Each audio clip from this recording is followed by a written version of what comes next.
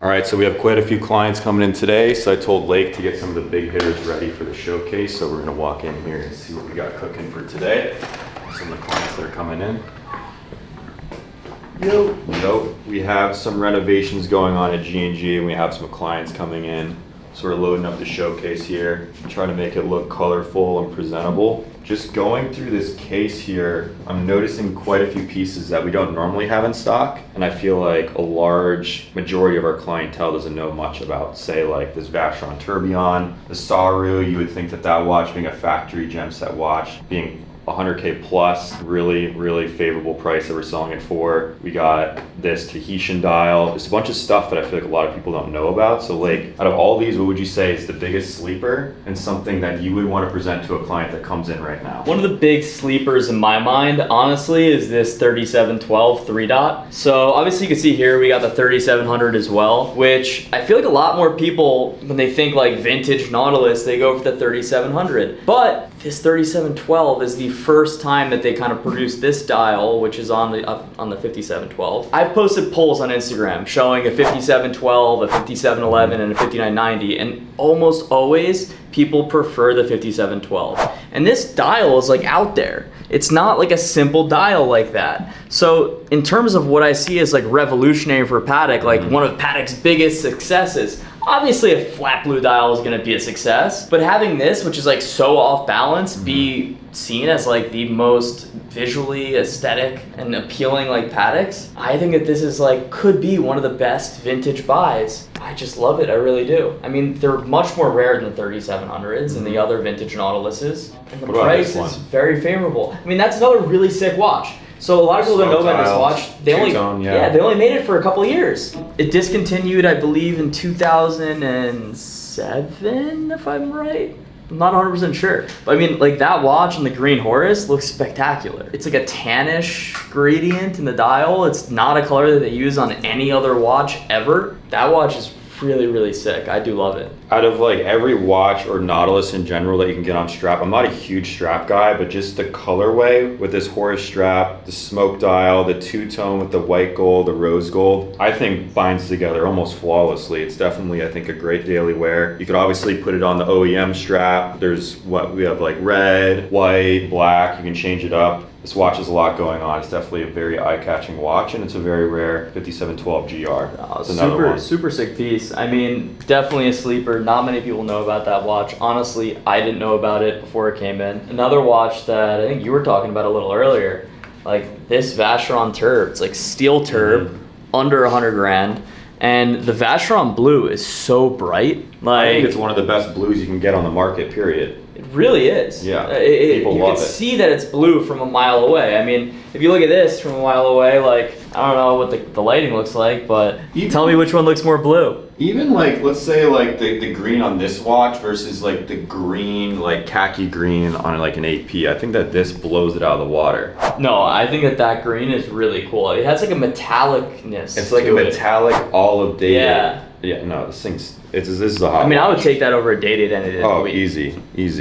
And I just think the Vashon bracelet in general, this looks way more sporty, and when you put it on, it is a very comfortable watch. And then we got this one. It's an ultra thin, right? And it's a perpetual. Sick piece. Another dial that kind of indicates the sunburstiness. It's like a silver, but in the sun it kind of gives more of like a white or like a off-white gray. Super cool watch. There's another one here. We don't sell a lot of these factory set GMT Sarus. Cool piece. I mean, they trade pretty much at retail. I believe. Retail, yeah. But super rare. I mean, it's an application piece. Like, these gem set Rolexes are very tough to come by. The setting is done impeccably well. I mean, the older versions didn't have the pave on the lugs. The rose one is when they introduced that, and I think the watch looks spectacular. I mean, it's well balanced. Not what I would personally wear. This might be like the #1 imitated gem set watch there is on the market.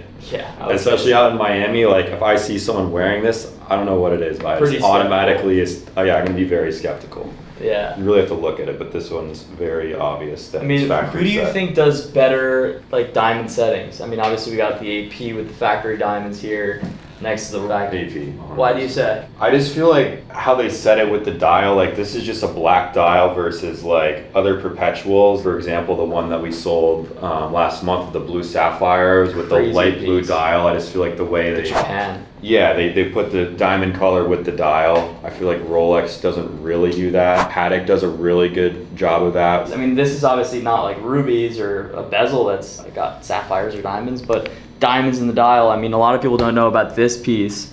40th anniversary piece. It's the only Nautilus that's bigger than the other regular Nautiluses. It's 44 millimeter. It's also very limited. Super sick piece. If you're a bigger guy and you just don't like the 40.5 millimeter Nautiluses, I mean, this is a watch that truly stunts. One of my best clients bought this watch and he loves it. He has a lot of crazy pieces, and he says that this one is honestly the one that draws the most eyes. I mean, this is I think that's baller like piece the and a half. easiest. That's the easiest upsell of all time for a client that has like a 5990 1R or 1A. They think that they have like the Nautilus Grail, No. and then you show them this, you're like, This okay. is the king. Yeah, I that's mean, the king. it's really it's the king of the Nautiluses Yeah. for sure. I mean, other than like the ruby and the sapphire, but Yeah. even those, they're 40.5 millimeters. I Yeah. mean, this one's gonna probably draw more eyes than that, other than For the sure. color. What did he say? He was in here and he was showing us the watch and he had it on. He's like, I just feel like I own the room. And I was like, it's true. Every time I looked at him, I felt like I was just staring at his watch. Yeah, I mean, this watch just commands attention. It really does. It does. I think that this is a sleeper. Discontinued watch. We used to sell these like hotcakes, but for whatever reason, I feel like we haven't been selling nearly as many, but the price is held right around 80K. I mean, I love the piece. I think Yeah. Meteorite, like I've said in the past, is one of the best investments you can buy. I mean, this watch was basically discontinued because they couldn't produce it. Production error, not because they just wanted to discontinue it after a year. And now the only dials that they're making with Meteorite are the Pepsi, the Day-Date, not ones that have these sub-dials that the cutouts are so close together that they're chipping the Meteorite over and over and over again. So in terms of number one, having the rarest and most sought after material for any Rolex dial on the Daytona with great contrast, which the Oyster Flex is, I mean, have because the black bezels. I mean, it's just like the perfect storm when it comes to long-term investability in Rolex. The Oyster Flex too. Like I definitely wear this golfing, playing tennis. Oh, for sure. Yeah. Oyster Flex is very comfortable. I mean, It is extremely one of the things I comfortable. don't like about straps is sometimes it's like super hot, you get sweaty, Mhm. it's just not the most comfortable. I mean, that creates a bit of a buffer underneath your wrist, between like the strap and the wrist, so you get some good airflow in there. It's not too, it doesn't get too sweaty and slippery. Well, this one, 3700. I mean, I kind of just said that I like the 3712 more than the 3700, but I mean, for purists, the 3700 is a great piece. But I definitely would take the 3712 over it. I really would. So, going back to one of the pieces that I honestly love, and we've asked everyone in the office, like we showed the Like that next to, 3501, like a Bubba, yeah. I mean, this piece just looks better in person. It really does. Like the way the dial is skeletonized, it just is so visually appealing. It just like, I want to stare at the dial more than even the Bubba. I think there's a really good balance of like empty space that you could see through with the clear case back and a cool visually appealing movement. I think the Bubba has obviously more empty space, but everything's kind of condensed. It's not balanced, so it doesn't kind of draw your attention as much. It's not as much of a spectacle. And then the 3501, I think obviously you have a closed case back. There's not as much depth. 3502, it's still kind of more like the empty spaces around the outskirts. It's not balanced throughout. So in terms of a watch that I think, number one, this watch is limited to 50 pieces. It's the value on that watch. Like I feel like we've been Bargain. selling it for around what, like 310 consistently for the past like year and a half or so. Yeah, I mean, this watch I think has big upside. It really does. I know you guys don't like me talking about investments, but it's really a piece that has a very convincing argument for why it should be worth a lot more than it's worth currently. Speaking of investments, I mean, if you like that case size, I mean, it's a little different of a case size, but pretty similar in some A sense. little bit thicker, a little bit bigger, thicker. but If you want this for half the price, 160K, as you can see, you can dress it up with the gray strap, and then, of course, with RM, you can change up the crown. it is an option. I'm not going to say I like it as much, So but someone please buy this off my wrist. It is a great daily. It's really comfortable, light. That's one of the number one things I notice with people that haven't really like seen RMs is like as soon as you put it in their hands, they're like, holy shit, this is so no, light. everyone, Yeah. people ask me all the time, like, is RM a fad? And I'm like, no.